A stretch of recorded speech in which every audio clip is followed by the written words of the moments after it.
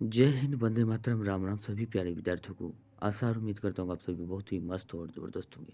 तो बात कर लेंगे आज बिहार बोर्ड एग्ज़ाम 2026 के दृष्टिकोण से काफ़ी महत्वपूर्ण होने वाले सवाल। अब बात करते हैं आज की ज्योग्राफी की बात करें तो ज्योग्राफी चैप्टर 1 की। ज्योग्राफी की बात करें तो ज्योग्राफी चैप्टर एक्सरसाइज 1 की बात करें तो क्वेश्चन सब्जेक्टिव प्लस ऑब्जेक्टिव दोनों ही फॉर्मेट में हम बात करने वाले हैं, जो एग्ज़ाम के पॉइंट ऑफ व्यू से काफ़ी महत्वपूर्ण हो सकते हैं। और बात करते हैं रिवीजन के पॉइंट ऑफ व्यू से यह वीडियो काफ़ी महत्वपूर्ण होने वाला है, क्योंकि कम समय में हम जो है सब्जेक्टिव और ऑब्जेक्टिव दोनों का हम रिवीजन करा रहे हैं आंसर सहित। Objective subjective plus objective answer सहित दोनों का ही रिवीजन हो रहा है इस वीडियो के माध्यम से। और जिस भी स्टूडेंट ने अभी जो मान के चलते हैं किसी के पास गेस्ट पेपर नहीं है, गेस्ट पेपर जो करीब 7वें या 8वें महीने में गेस्ट पेपर नया रिलीज़ होते हैं, उससे पहले हम बात करते हैं सारे ऑब्जेक्टिव जो गेस्ट पेपर में रहते हैं सब्जेक्टिव, सारे के सारे हम चर्चा करेंगे इस वीडियो के माध्यम से। अगर नहीं भी लीजिएगा गेस्ट पेपर तो भी दिक्कत नहीं है, लीजिए तो भी दिक्कत नहीं है, क्योंकि अभी से ही दोनों का जो है प्रिपरेशन करना बहुत ही अच्छी मतलब बहुत ही अच्छा होगा 2026 के एग्ज़ाम के पॉइंट ऑफ व्यू से। तो चलिए हम बात करते हैं आज की क्वेश्चंस की, और वीडियो को पूरा ज़रूर देखें और वीडियो को देख कर कमेंट और लाइक ज़रूर करें कि क्वेश्चंस वीडियो कैसा रहा आपका। इस तरह के वीडियो अगर और भी चाहिए तो इस तरह के कई सारे प्लेलिस्ट बना हुआ है 10th का, 12th का और सभी सब्जेक्ट का, धीरे-धीरे हिंदी और 12th के और कई सारे सब्जेक्ट, हिस्ट्री, इकोनॉमिक्स, यहाँ तक कि नहीं, यहाँ पे जो बिहार बोर्ड के द्वारा जितने भी एग्ज़ाम आयोजित कराए जाते हैं, बिहार एनएमएस मेधावृत्ति छात्रवृत्ति योजना का भी तैयारी चल रहा है, उसका भी क्वेश्चंस एनालिसिस किया जाता है।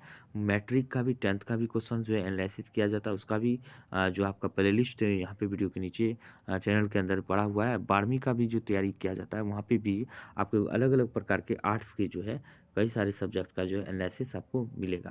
यानी कि चैप्टर वाइज वहाँ पे प्लेलिस्ट बना हुआ है, जाके खोज के एक बगल से आप उसे पढ़ सकते हैं। तो चलिए हम बात करते हैं आज के क्वेश्चन की। पहले नंबर की ज्योग्राफी की वस्तुनिष्ठ प्रश्न पूछे हैं, यानी कि ऑब्जेक्टिव फॉर्म में क्वेश्चन बात करते हैं। कोयला किस प्रकार का संसाधन है? कोयला की बात करते हैं, अनवीकरणीय संसाधन है। और अनवीकरणीय संसाधन हो जाता है कोयला। नवीकरणीय संसाधन कौन कौन होते हैं? सूर्य का प्रकाश, जल ऊर्जा, सौर ऊर्जा, जल ऊर्जा, पवन ऊर्जा, तरंग ऊर्जा, भूतापीय ऊर्जा, ये सारी के सारी नवीकरणीय संसाधन होते हैं, ये ध्यान रखना है। वहीं बात करते हैं नेक्स्ट की, सौर ऊर्जा निम्नलिखित में से कौन सा संसाधन है? अभी हम बात कर चुके हैं। यह पुनः पूर्ति योग का भी लिखा जाता है, कभी नवीकरणीय भी देता है और गैर परंपरागत ऊर्जा भी लिख देता है। गैर परंपरागत ऊर्जा भी लिखते हैं, ये ध्यान रखना है। इसी का दूसरा नाम है पुनः पूर्ति योग और नवीकरणीय। तीनों नाम आपको याद करना है, नवीकरणीय एक ही नाम है तीनों को, लेकिन पूछने का तरीका अलग-अलग है। अब बात करते हैं कि तटरेखा जो है, बात करते हैं तटरेखा की किलो सीमा अब वार्षिक आर्थिक क्षेत्र कहलाती है।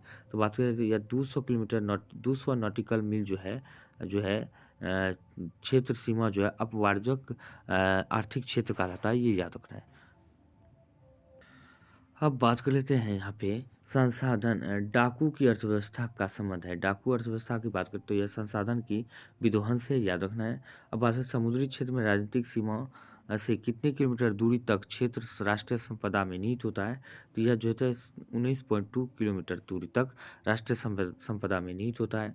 वही बात करते हैं अब नेक्स्ट की, लघु तुरीय प्रश्न है, संसाधन को परिभाषित करें। संसाधन प्रकृति में पाए जाने वाले सभी पदार्थ जो उपलब्ध प्रौद्योगिकी के आधार पर मानवीय आवश्यकताओं को पूर्ण करने की क्षमता रखता है, संसाधन कहलाता है। यानी कि मानवीय आवश्यकताओं को पूरा करता है संसाधन, जैसे सूर्य किरण, हवा, पानी, जीव जंतु, खनिज पदार्थ, ये सारे के सारे क्या होते हैं? संसाधन कहलाते हैं। वही बात करते हैं संभावी एवं संचित कोश संसाधन, ये खूब पूछे जाते हैं, याद रखना है। तो किसी क्षेत्र में पाए जाने वाले ऐसे संसाधन जिनका उपयोग वर्तमान में किसी कारण विशेष से नहीं किया जाता है, परंतु भविष्य में जो है पूरी उपयोग करने की पूरी संभावना होती है, उसे संभावी संसाधन कहते हैं, याद रखना है। अब जैसे कि राजस्थान एवं गुजरात की पवन एवं सौर ऊर्जा, ये याद रखना है। जैसे हो गया संभावी का, ये याद रखना है। अब संचित कोष की बात करें तो इसका क्या आंसर हो जाएगा? तो इसका आंसर की बात करें तो संचित कोष का क्या होगा, यहाँ पे देख सकते हैं, ऐसे संसाधन जिसके उपयोग की जानकारी होती है परंतु अभी इसका उपयोग प्रारंभ नहीं हुआ है। यानी कि ऐसे संसाधन जिसका उपयोग की जानकारी है, उसके बारे में उपयोग कैसे करेंगे उसका जानकारी है, परंतु इसका उपयोग अभी तक आरंभ नहीं हुआ है, शुरू नहीं हुआ है। भविष्य को पूँजी वाले ऐसे संसाधन को संचित संसाधन कहा जाता है। यह भविष्य में पूँजी वाले संसाधन होते हैं, जैसे भारत में थोरियम द्वारा बिजली पैदा करना। ये जो है अभी तक नहीं हो रहा है, लेकिन भविष्य में इसका संभावना है, याद रखना है। अब बात करें संसाधन के संरक्षण की उपयोगिता का प्रकाश डालें, तो विश्व स्तर पर संसाधनों का वितरण काफ़ी विषम है। किसी प्रदेश में संसाधन विशेष की अधिकता है तो दूसरे प्रदेश में इसकी कमी है। किसी प्रदेश में बात करते हैं संसाधन के विशेष अधिक अधिक रूप में पाए जाते हैं, किसी प्रदेश में यह कम रूप में पाए जाते हैं, जबकि प्रदेश के सर्वांगीण विकास के लिए संसाधनों की जरूरत होती है। विकास के नाम पर मानव ने संसाधनों का अविवेकपूर्ण और एवं बात करते हैं अनियंत्रित उपयोग किया है। परिणाम स्वरूप कई पर्यावरणीय समस्या उभरने लगी है, साथ ही साथ कई संसाधन समाप्ति के कगार तक पहुंच चुके हैं। इसलिए भविष्य में के विकास के लिए और विशेषकर सतत विकास के लिए संसाधन का संरक्षण उपयोगी है, एक उपयोगी है, याद रखना है। और हमने इसको अलग तरीके से भी बताया है ऑफलाइन क्लास में, याद रखना है। वो भी बेस्ट है ऑफलाइन में, ये भी बेस्ट है, जो अच्छा लगे वो याद रखना है। संसाधन और निर्माण में तकनीकी भूमिका को स्पष्ट करें। यहाँ पे भी दिया हुआ है, आपको उतना पढ़ेंगे नहीं क्योंकि वीडियो लंबा हो जाएगा। यहाँ पे दिया हुआ है, आप खुद से भी पढ़ सकते हैं, स्क्रीनशॉट भी ले सकते हैं, ध्यान रखें। वही बात करते हैं अब दीर्घ उत्तरीय प्रश्न की चलते हैं। संसाधन के विकास में सतत विकास की अवधारणा को स्पष्ट करना है। तो यहाँ पे क्वेश्चन दिया हुआ है, यहाँ पे देख सकते हैं, पढ़ के भी अपना रिवीजन कर सकते हैं। यहाँ भी दिया हुआ है अच्छी तरीके से आप, ये द्विगुणितीय प्रश्न है 5 नंबर का, ये याद रखना है। तो इसमें स्वामित्व के आधार पर संसाधन के विभिन्न प्रकार का चर्चा भी दिया हुआ है, तो हमने पढ़ाए भी हुए हैं और यहाँ पे भी दिया हुआ है। खूब अच्छी तरीके से पढ़ने वाले विद्यार्थी जो समझदार है तो आराम से भी पढ़ के समझ सकते हैं, याद रखना है। स्वामित्व के आधार पर राष्ट्रीय संसाधन ऐसे 4 प्रकार के हम पढ़ाए हुए हैं, आराम से उसको रिविजन कर लेना, वही चीज़ यहाँ पे दिया हुआ है जो हमने पढ़ाए हुए हैं। तो अब बात करते हैं, और ये तो सब्जेक्टिव हो गया, तो सब्जेक्टिव तो हो गया, यहाँ पे देख सकते हैं। इसका फीडबैक ज़रूर कमेंट और लाइक करके वीडियो के नीचे देना है। अब बात करते हैं ऑब्जेक्टिव, जितने भी सारे ऑब्जेक्टिव इस चैप्टर से बनते हैं एक्सरसाइज 1 से, ज्योग्राफी के एक्सरसाइज 1 से सारे के सारे चर्चा करेंगे इस वीडियो के माध्यम से। अब बात करते हैं ऑब्जेक्टिव क्वेश्चंस की, जो एग्जाम के पॉइंट ऑफ व्यू से काफ़ी महत्वपूर्ण हो सकते हैं, और सारे objective A to Z objective की चर्चा करेंगे इस वीडियो के माध्यम से, ए टू जेड ये डाल सकते हैं। अब बात करते हैं नेक्स्ट क्वेश्चन की कि भारत में 2001 में कितने प्रतिशत वन का विस्तार था। 2001 में डाटा है तो वो तो पूछ नहीं सकते हैं, लेकिन अभी वर्तमान में बात करते हैं इसका जो है कितना था। तो यहाँ पे एक का डाटा यहाँ पे 19 से 21% यहाँ पे दिया गया है, लेकिन वर्तमान में वन का विस्तार की बात करते हैं भारत में 24 पॉइंट कुछ परसेंट है, याद रखना है। 24 पॉइंट कुछ परसेंट है, यानी कि ये आपको याद रखना है वर्तमान का समय में। और सर्वाधिक वन की बात करते हैं भारत में एमपी में पाया जाता है, यानी कि मध्य प्रदेश में पाया जाता है। और वही बात करते हैं बिहार में सर्वाधिक वन कहाँ पे पाया जाता है, कैमूर जिला में पाया जाता है, याद रखना है, कैमूर में। और सबसे कम वन कहाँ पे पाया जाता है, हरियाणा में सबसे कम वन पाया जाता है, याद रखना है। और सर्वाधिक वन एमपी में पाया जाता है। अब बात करते हैं नेक्स्ट की, कौन प्राकृतिक संसाधन नहीं है। तो प्राकृतिक संसाधन आप सभी को पता ही चल रहा है कौन सा नहीं है। तो यहाँ पे दिया है नगर जो है प्राकृतिक संसाधन नहीं है, बाकी नदियाँ, वन, नदी, खनिज ये सब प्राकृतिक संसाधन है। लौह अयस्क किस संसाधन है, तो अनवीकरणीय संसाधन लौह अयस्क क्या है, और लौह यानी खनिज लौह अयस्क जो है किस संसाधन, कौन सा संसाधन है, तो ये और नवीकरणीय है, नवीकरणीय नहीं है, ये याद रखना है। वही बात करते हैं ऊर्जा स्वरूप, ज्वारीय ऊर्जा किस संसाधन का उदाहरण है, तो नवीकरणीय है, हम पहले भी बता चुके हैं। सौर ऊर्जा, सुन लीजिए एक बार ध्यान से, सौर ऊर्जा, वायु ऊर्जा यानी कि जिसको पवन ऊर्जा कहते हैं, तरंग ऊर्जा, भूतापीय ऊर्जा, और सौर ऊर्जा, वायु, पवन ऊर्जा, तरंग ऊर्जा, भूतापीय ऊर्जा और ज्वारीय ऊर्जा, ये सारे के सारे नवीकरणीय ऊर्जा के उदाहरण है, ये ध्यान रखना है। नवीकरणीय संसाधन किसे कहते हैं, नवीकरणीय ऊर्जा वैसे ऊर्जा जो प्राकृतिक स्रोत से प्राप्त होते हैं लेकिन भविष्य में कभी समाप्त होने वाला नहीं है, उसे नवीकरणीय कहते हैं। वैसे ऊर्जा जो प्राकृतिक स्रोत से प्राप्त होते हैं लेकिन भविष्य में समाप्त हो सकते हैं, कभी भी समाप्त हो सकते हैं, उसे क्या कहते हैं, अनवीकरणीय, याद रखना है। वही बात करते हैं नेक्स्ट की, भारत में किस संसाधन का भंडार भंडार जो सीमित है, खनिज तेल का, याद रखना। ये तो सौर ऊर्जा कौन सा संसाधन, ये पहले बता चुके, पुनः पूर्ति योग्य जिसे कहते हैं नवीकरणीय संसाधन।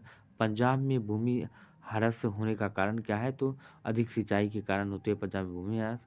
भारत में सोपानी कृषि किस राज्य में किया जाता है? सोपानी कृषि, जिसको कि सोपानी कृषि का ही दूसरा नाम क्या है? झूमिंग कृषि। किसी कैसे याद रखना है? झूमिंग कृषि,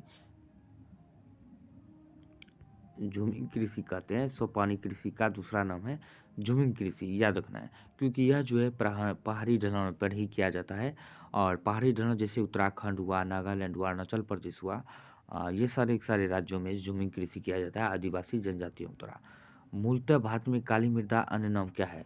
काली मृदा की बात करते हैं, भारत में रेगुर मिट्टी नाम जाना जाता है, और काली कपासी मृदा भी कहा जाता है। काली कपासी मिट्टी भी कहा जाता है, क्योंकि इस मिट्टी में कपास की खेती सर्वाधिक होती है। और यह जो है कहाँ पे पाया जाता है? गुजरात में, महाराष्ट्र में, यानी कि एमएच महाराष्ट्र, और मध्य प्रदेश एमपी, 3 राज्यों में सबसे ज़्यादा यह मिट्टी पाई जाती है, काली मिट्टी, ये याद रखना है।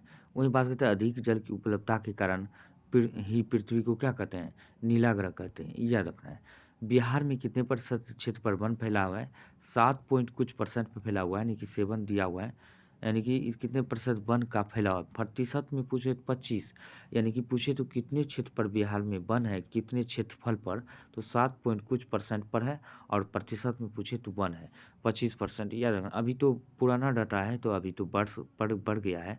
भारत के किस स्टेट को वन का में सबसे अधिक विस्तार है? तो पहले ही बता चुके हैं, मध्य प्रदेश में सर्वाधिक वन का विस्तार है, यहाँ पे देख सकते हैं एमपी हो गया। और भारत देश में बौद्धों को किसने भारत का मंदिर कहा? भारत के पहले प्रधानमंत्री जवाहरलाल नेहरू ने कहा था। अब बात करते हैं भारत में मरुस्थलीय मृदा किस राज्य में पाया जाता है? मरुस्थलीय मृदा का मतलब क्या होता है? बंजर, बंजर यानी कि बालू भूमि, बालू, जहाँ की बालू बालू ही बालू है, रेगिस्तान जिसको कहते हैं, रेगिस्तान, रेगिस्तान, ये जो है कहाँ पे पाया जाता है? ये जो पाया जाता है राजस्थान में पाया जाता है, और दूसरा क्या होता है? गुजरात में भी पाया जाता है। भारत का सबसे बड़ा रेगिस्तान का नाम कौन सा है? तो भारत का सबसे बड़ा रेगिस्तान की बात करते हैं, थार है। एशिया का सबसे बड़ा रेगिस्तान की बात करते हैं, एशिया का सबसे बड़ा रेगिस्तान मंगोलिया है, जो कि मंगोलिया देश और चीन सीमा दोनों पर स्थित है। और विश्व का सबसे बड़ा रेगिस्तान की बात करें, सहारा है, जो कि साउथ अफ्रीका महाद्वीप में पाया जाता है, ये रखना है। विश्व का सबसे बड़ा, भारत का सबसे बड़ा थार, एशिया का सबसे बड़ा मंगोलिया, गोबी, यानी कि मंगोलिया में गोबी मरुस्थल है। कौन सा? गोबी, गोबी नहीं गोबी, ये रखना है। वही बात करते हैं नेक्स्ट की, किस कमीशन ने सतत पोषणीय विकास की अवधारणा प्रस्तुत की थी? तो बात कर लेते हैं ब्रांड्स लैंड कमीशन ने किया था, याद रखना है। अब बात करते हैं कोयला किस प्रकार के संसाधन है? आप सभी को पता है, अनवकरणीय संसाधन है। वही बात करते हैं समुद्र तट की रेखा कितने किलोमीटर क्षेत्र की अपवार्जक आर्थिक क्षेत्र कहलाता है? 200 नाटिकल मील, यानी कि बी इसका सही आंसर हो जाएगा। समुद्री क्षेत्र में राजनीतिक सीमा के कितने किलोमीटर क्षेत्र राष्ट्रीय संपदा कहलाता है? 19.2 किलोमीटर कहलाता है, याद रखना है। वही बात करते हैं नेक्स्ट की, लो एस किस प्रकार के संसाधन है? लो एस की बात करते हैं, यह क्या है? अनवीकरणीय संसाधन है, याद रखना है। पवन ऊर्जा किस प्रकार से संसाधन है? नवीकरणीय संसाधन है, याद रखना है। वही बात करते हैं नेक्स्ट की, आ, पर्वणीय संसाधन कौन सा है? पर्वणीय संसाधन की बात करते हैं, नदी है, जो कि हमेशा प्रवाह रहता है, नदी में बहते रहता है, यानी कि प्रवाह रहता है, बहते रहना पर्वणीय संसाधन कहता है। सबसे कीमती अनवीकरणीय संसाधन कौन सा है? तो सबसे कीमती खनिज है। किस प्राकृतिक संसाधन का भंडार सीमित है? तो बात करते हैं कोयला का सीमित है, खनिज का यानी कि खनिज तेल का भी सीमित है। संसाधन के रूप में पदार्थ अस्तित्व किस पर निर्भर करता है? तो उपयोगिता पर निर्भर करता है। संसाधनों के विवेकपूर्ण उपयोग का प्रस्ताव किस वर्ष आया था? तो बात करते हैं यह आया था 1968 में आया था। सार्वजनिक स्थान पर बना विद्यालय किस प्रकार का संसाधन होता है? सामुदायिक संसाधन होता है। और किस वर्ष लिमिटस टू ग्रोथ नामक पुस्तक प्रकाशित हुई? तो 1972 में। कौन सा सम्मेलन 1992 में रियो डी जेनेरियो में हुआ था? तो बात करें पृथ्वी सम्मेलन हुआ था। यह ब्राज़ील देश के रियो डी जेनेरियो शहर में जो है प्रथम पृथ्वी सम्मेलन 1992 में हुआ था। खूब पूछे जाते हैं, पीबीआई क्वेश्चन कर सकते हैं, याद रखना है। वही बात करते हैं नेक्स्ट की, किस संसाधन की कमी राजस्थान में है? किस संसाधन की कमी? तो राजस्थान में बात करते हैं जल की कमी है, सभी को पता है, क्योंकि वहाँ रेगिस्तान ही रेगिस्तान है। वही बात करते हैं किसने कहा संसाधन होते नहीं हैं, बनते हैं? तो यह किसने कहा था? जिम्मरमैन ने कहा था, याद रखना है। आईपीसीसी का मुख्यालय इनमें से किस नगर में अवस्थित है? तो बात करते हैं जेनेवा में स्थित है। और इस्माइल इज़ ब्यूटीफुल किनकी रचना है? इस्माइल इज़ ब्यूटीफुल शुभ शेर की रचना है।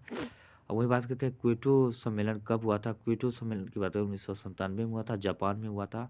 और किसने कहा था कि हमारे पास पेट भरने के लिए बहुत कुछ है, परंतु पेटी भरने के लिए बात करें नहीं है।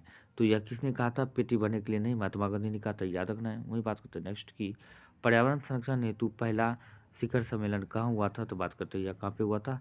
स्टॉकहोम में हुआ था, याद रखना है।